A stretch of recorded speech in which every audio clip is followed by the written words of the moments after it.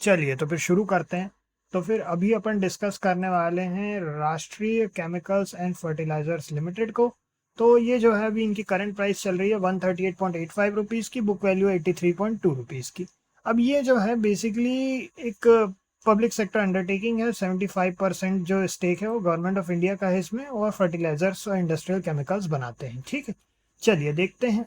अगर max chart की बात करें इनके, तो अगर अपन यहाँ इनके मैक्स चार्ट की बात करें तो अपन देख सकते हैं बहुत ही ज़्यादा फ्लक्चुएटिंग सा, बहुत ज़्यादा बोलना चाहिए एक टेस्ट रहा है हमेशा से। इसमें क्या है, इन्वेस्टर्स के लिए चैलेंजिंग रहा है, क्योंकि जब भी पीक लेता है उसके बाद फिर अगर जब दोबारा रिकवरी के लिए, अब देखिए अपनी जो लास्ट इसने जो पीक थी अभी जा करके इसने अपना ऑल टाइम हाई ब्रेक किया, और ये एक बार ब्रेक किया और फिर अब ये दूसरी बार उसकी तरफ बढ़ रहा है।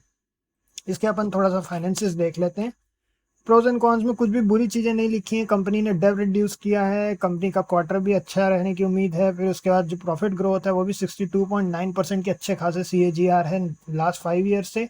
डिविडेंड पे आउट भी अच्छा है 34.4% का, और डेटर डेज जो है वो भी इंप्रूव किए हैं 64.8 से 44.4 डेज तक। ठीक है, अब अगर नेट प्रॉफिट की बात करें तो कंपनी लगातार प्रॉफिट में चल रही है। क्वार्टर बाय क्वार्टर बेसिस पे 68 करोड़ का इस क्वार्टर में इनको प्रॉफिट हुआ है।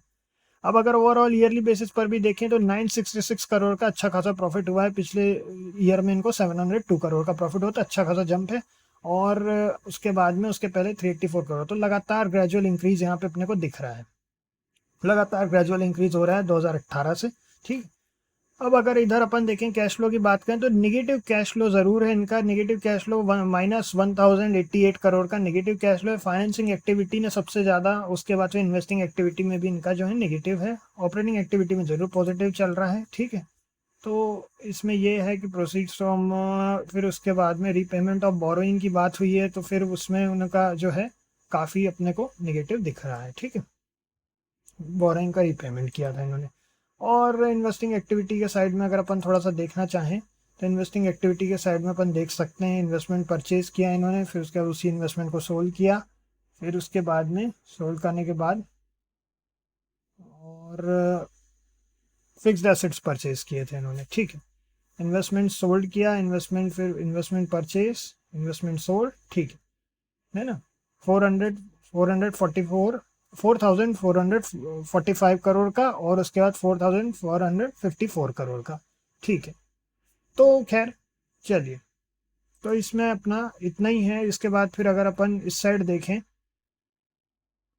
तो अगर अपन यहाँ ईयरली बेसिस पर देखें तो प्रमोटर होल्डिंग जो है वो है 75% की, फिर उसके बाद 2.55% का FIIs का है, DIIs का है 0.34% का, गवर्नमेंट का 0.00% का, और पब्लिक होल्डिंग जो है 22.10% की है। ठीक है, अब अगर अपन इधर साइड में चले चलें तो एक बार फिर से अगर अपन इनका चार्ट थोड़ा सा अपन देखें तो अपने को दो व्यूज यहाँ पे बनते दिख रहे हैं। एक 145 के ऊपर एक एंट्री छोटी सी बनती दिख रही है। अगर मान लीजिए कि छोटी सी क्वांटिटी में एकदम 145 के ऊपर एंटर करके थोड़ा सा धीरे धीरे मूवमेंट लेने में कोई बुराई नहीं है। ये हो गया एक।